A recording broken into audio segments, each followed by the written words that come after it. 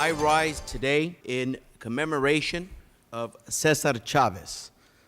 H.R. 11 calls upon all Californians to observe César Chavez's birthday, March 31st, as a day of public service. It honors and commemorates the contributions and legacy of César Chavez. Although the great American hero, César Chavez, is no longer physically present, his spirit remains alive and well, and remnants of his life, work, and values still stand strong. This is true in communities in Imperial Valley, Coachella Valley, and throughout California, where we all have the privilege to serve and represent the people. César Chavez organized early on in his career, and many battles were fought to improve the conditions of most vulnerable populations of California, our farm workers.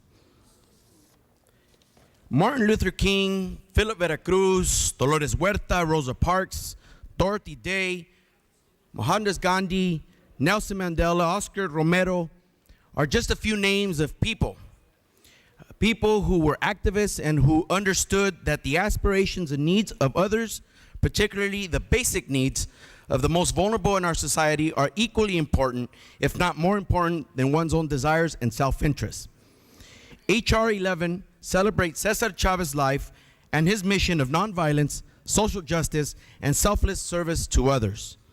And while César Chavez left behind a vigorous and lasting legacy in my district, Imperial Valley and the Coachella Valley, we have one of the first schools that was named after César Chavez while he was alive. In fact, we had the privilege of having César Chavez there in 1992 to open this particular school.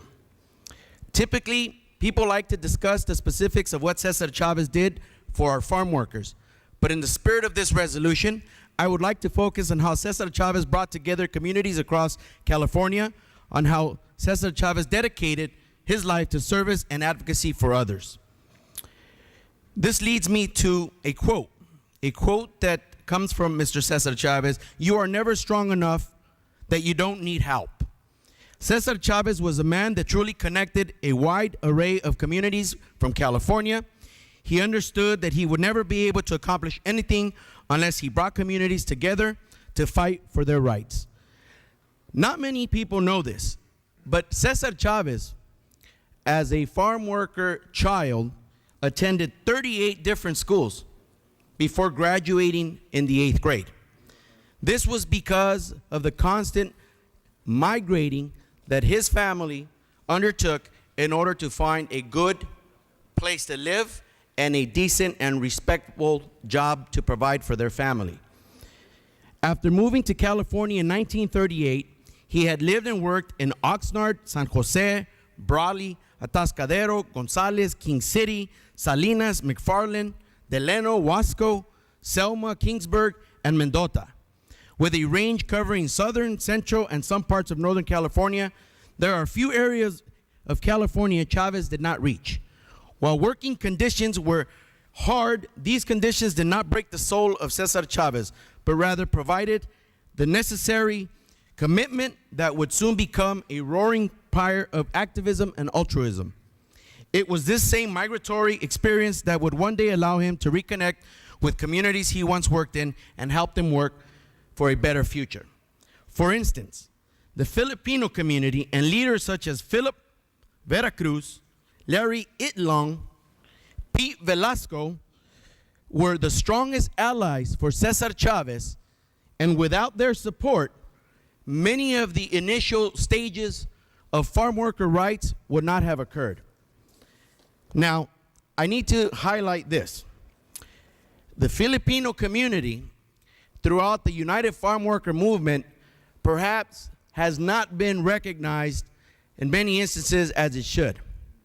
The Filipino community had a major impact in the Coachella communities to making sure that in 1965, the first strike, the first walkout would take place. It was the Filipino community that motivated the women in that community who were the first to step forward and boycott their working conditions. So I wanted to make sure that we highlighted that in the leadership of our brothers and sisters in the Filipino community.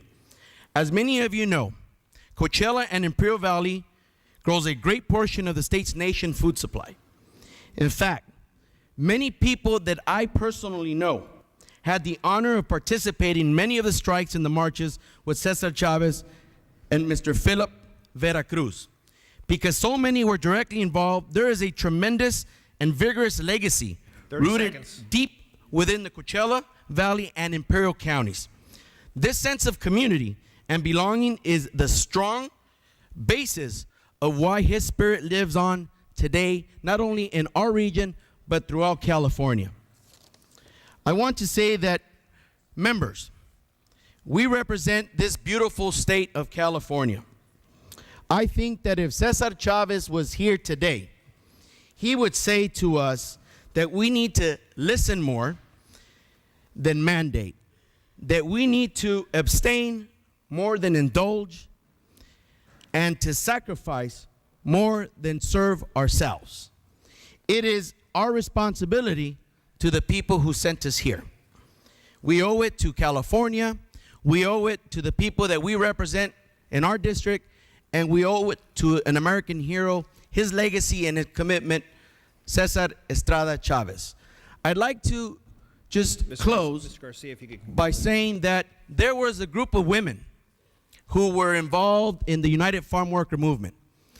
It was Dolores Huerta and his wife, Helen Chavez. Without those two individuals, the United Farm Worker Movement would not have been as successful as it was. And so, as we celebrate and commemorate Women's History Month, we need to keep in mind how important and powerful and influential the work of those women was for this movement. So with that, I close, and I ask that we open the roll for co-authors. Thank you, Ms. Garcia.